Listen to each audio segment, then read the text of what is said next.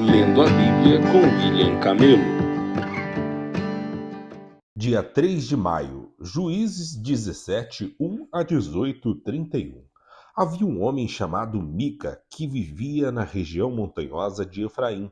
Certo dia disse à sua mãe: Eu a ouvi amaldiçoar a pessoa que roubou suas 1.100 peças de prata.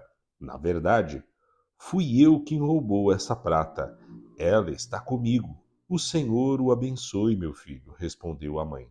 Ele devolveu a prata e ela disse: Dedico solenemente estas peças de prata ao Senhor, em favor de meu filho. Mandarei fazer uma imagem esculpida e um ídolo de metal. Assim, quando ele devolveu a prata à mãe, ela separou 200 peças e as entregou a um ourives. Delas ele fez uma imagem esculpida e um ídolo de metal que foram colocados na casa de Mica. Esse homem, Mica, construiu um santuário para o ídolo e também fez um colete sacerdotal e alguns ídolos do lar. Então, nomeou um de seus filhos como seu sacerdote pessoal. Naqueles dias, Israel não tinha rei.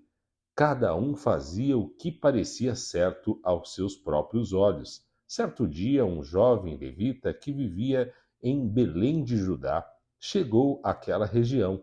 Havia saído de Belém à procura de outro lugar para morar. Em sua viagem, chegou à região montanhosa de Efraim e aconteceu de parar na casa de Mica. De onde você vem? Perguntou Mica. Ele respondeu: Sou levita de Belém de Judá e estou à procura de um lugar para morar.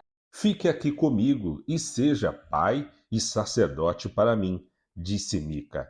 Eu lhe darei 10 peças de prata por ano, além de roupa e comida. O jovem levita concordou e se tornou como um dos filhos de Mica. Então Mica nomeou o levita seu sacerdote pessoal e o jovem ficou morando em sua casa.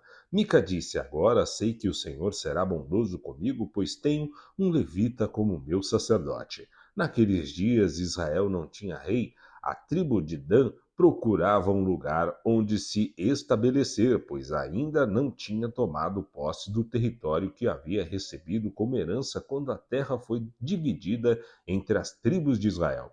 Então os homens de Dan escolheram dentre seus clãs 5 guerreiros corajosos das cidades de Zorá e Estaol para explorar um território onde a tribo pudesse se estabelecer. Quando esses guerreiros chegaram à região montanhosa de Efraim, pararam na casa de Mica e passaram a noite ali. Enquanto estavam na casa de Mica, reconheceram o sotaque do jovem levita, de modo que se aproximaram dele e perguntaram: Quem o trouxe para cá e o que você está fazendo neste lugar? Por que está aqui? O jovem respondeu: Fiz um acordo com Mica e ele me contratou como seu sacerdote pessoal. Então eles disseram: Pergunte a Deus se nossa viagem será bem-sucedida. Vão em paz, respondeu o sacerdote. O Senhor está cuidando de sua viagem. Os 5 homens prosseguiram até a cidade de Laís, onde notaram que os habitantes levavam uma vida tranquila, como os sidônios. Eram pacíficos e viviam em segurança, pois não havia quem os oprimisse em sua terra. Estavam longe de Sidom e não tinha nenhum aliado por perto. Quando os homens voltaram a Zorá e a Estaol, seus parentes lhes perguntaram: O que vocês descobriram? Eles responderam: Vamos atacá-los. Vimos a terra e ela é muito boa. O que vocês estão esperando? Não hesitem em avançar e tomar posse dela. Quando chegaram lá, verão que o povo leva uma vida tranquila. Deus nos deu uma terra espaçosa e fértil, onde não falta nada. Então, 600 homens da tribo de Dan, armados para a guerra, partiram de Zorá e de Estaol. param num lugar a oeste de Kiriat Jearim, em Judá, conhecido hoje como Mané-Dan. Dali prosseguiram para a região montanhosa de Efraim e chegaram à casa de Mica. Os 5 homens que haviam explorado a terra nos arredores de Laís explicaram aos outros: numa destas casas há um colete sacerdotal e também alguns ídolos do lar, uma imagem esculpida e um ídolo de metal. O que vocês acham que devem fazer? Os 5 homens saíram da estrada principal e foram à casa de Mica, onde morava o jovem levita, e o saudaram.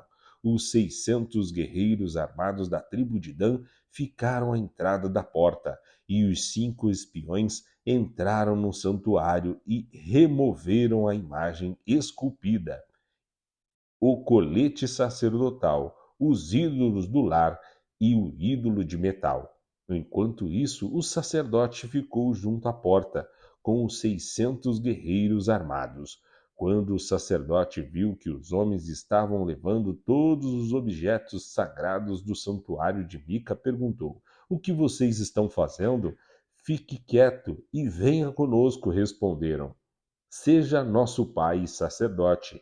Não é melhor ser sacerdote de uma tribo inteira e de um clã de Israel do que da casa de um só homem? O jovem sacerdote aceitou de bom grado acompanhá-los. Pegou o colete sacerdotal, os ídolos do lar e a imagem esculpida e se uniu a eles. Então deram a volta, colocaram as crianças, o gado e os bens na frente do grupo e partiram. Quando os membros da tribo de Dan estavam longe da casa de Mica, ele e seus vizinhos foram atrás deles, gritavam para os homens de Dan, que se voltaram e disseram a Mica: qual é o problema? Por que você convocou esses homens para nos perseguir? Mica respondeu: como é que vocês perguntam qual é o problema? Tomaram todos os meus deuses que fiz e levaram meu sacerdote. Não me restou nada. Os homens de Dan disseram: cuidado com o que você diz. Temos em nosso meio alguns homens agressivos que poderiam ficar com raiva e matar você e sua família. Assim, os homens de Dan seguiram seu caminho. Quando Mica viu que eram numerosos demais para atacá-los, deu meia volta e voltou para casa. Então os homens de Dan, levando os ídolos de Mica e seu sacerdote, chegaram à cidade de Laís, cujo povo era pacífico e vivia em segurança. Mataram a espada os habitantes e queimaram a cidade. Não havia ninguém que livrasse os habitantes da cidade, pois estavam longe de Sidom e não tinham nenhum aliado por perto. Isso aconteceu no vale de Bet-Reob. Então o povo da tribo de Dan reconstruiu a cidade e passou a habitar nela. Mudaram seu nome para Dan, em homenagem ao antepassado deles, o filho de Jacó. Antes disso, a cidade se chamava Laís.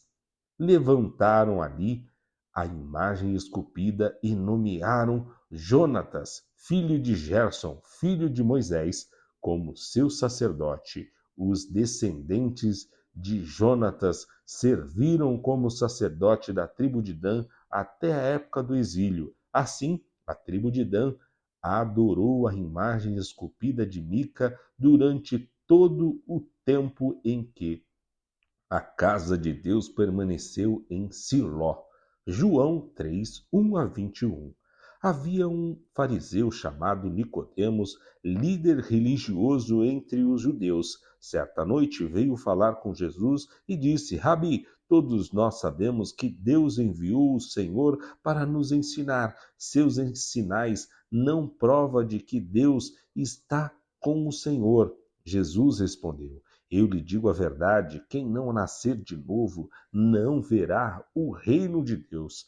Como pode um homem velho nascer de novo? Perguntou Nicodemos. Acaso ele pode voltar ao ventre da mãe e nascer uma segunda vez? Jesus respondeu: Eu lhe digo a verdade: ninguém pode entrar no reino de Deus sem nascer da água e do Espírito. Os seres humanos podem gerar apenas vida humana, mas o Espírito dá à luz vida espiritual. Portanto, não se surpreenda quando eu digo é necessário nascer de novo. O vento sopra onde quer, assim como você ouve o vento, mas não é capaz de dizer de onde ele vem nem para onde vai. Também é incapaz de explicar como as pessoas nascem do Espírito. Como pode ser isso? Perguntou Nicodemos. Jesus respondeu: Você é um mestre respeitado em Israel e não entende essas coisas? Eu lhe digo a verdade, falamos daquilo que sabemos e vimos, e, no entanto, vocês não creem em nosso testemunho. Se vocês não creem em mim quando falo de coisas terrenas, como crerão se eu falar de coisas celestiais? Ninguém jamais subiu ao céu, exceto aquele que de lá desceu, o Filho do Homem. E como Moisés no deserto levantou a serpente de bronze numa estaca, também é necessário que o Filho do Homem seja levantado para que todo que nele crê tenha a vida eterna. Porque Deus amou tanto o mundo que deu seu Filho único para que todo que nele crê não pereça, mas tenha a vida eterna.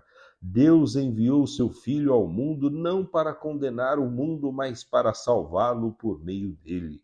Não há condenação alguma para quem crê nele, mas quem não crê nele já está condenado, por não crer no Filho único de Deus. E a condenação se baseia nisto: a luz de Deus veio ao mundo, mas as pessoas amaram mais a escuridão que a luz, porque seus atos eram maus.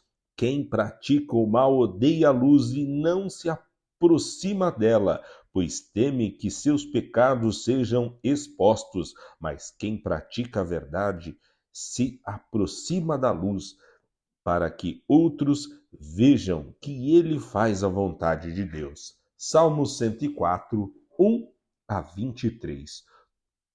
Todo o meu ser louva ao Senhor. Ó Senhor, meu Deus, como és grandioso! Estás vestido de glória e majestade, envolto num manto de luz, estendes a cortina estrelada dos céus, põe as vigas de tua casa nas nuvens de chuva, fazes das nuvens o teu carro de combate. Cavalgas nas asas do vento, os ventos são teus mensageiros, e as chamas de fogo teus servos. Firmaste o mundo sobre seus alicerces, para que jamais seja abalado. Vestiste a terra com torrentes de água, com água que cobriu até os montes. Por tua ordem as águas fugiram ao som de teu trovão, saíram correndo. Montes se ergueram e vales afundaram ao nível que tu decretaste. Estabeleceste um limite para as águas, para que nunca mais cobrissem a terra. Fazes as fontes derramarem água nos vales, e os riachos correm entre os montes. Todos os animais bebem dessa água, e os jumentos selvagens matam a sede. As aves fazem ninho junto os riachos e cantam entre os ramos das árvores. De tua habitação celeste envia chuva sobre os montes e enches a terra com o fruto de seu trabalho. Fazes o pasto crescer para os animais e as plantas para as pessoas cultivarem. Permites que da terra colham seu alimento, vinho para alegrar o coração, azeite para fazer brilhar a pele, pão para dar as forças. As árvores do Senhor são bem cuidadas, os cedros do Líbano que ele plantou, nelas as aves fazem seus ninhos, nos ciprestes as cegonhas têm seu lar, no alto dos montes vivem as cabras selvagens, nas rochas se escondem os coelhos silvestres. Fizeste a lua para marcar as estações, e o sol sabe a hora de se pôr. Envias A escuridão se faz à noite. Quando vagueiam os animais do bosque, os leões jovens rugem por sua presa, saem à procura do alimento que Deus lhe provê. Ao amanhecer, eles se recolhem, voltam à toca para descansar. Então, as pessoas saem para o serviço onde trabalham, até o entardecer. Provérbios 14, 20 a 21. Os pobres são desprezados pelos vizinhos, enquanto os ricos têm muitos amigos. É pecado desprezar o próximo. Feliz o que ajuda os pobres.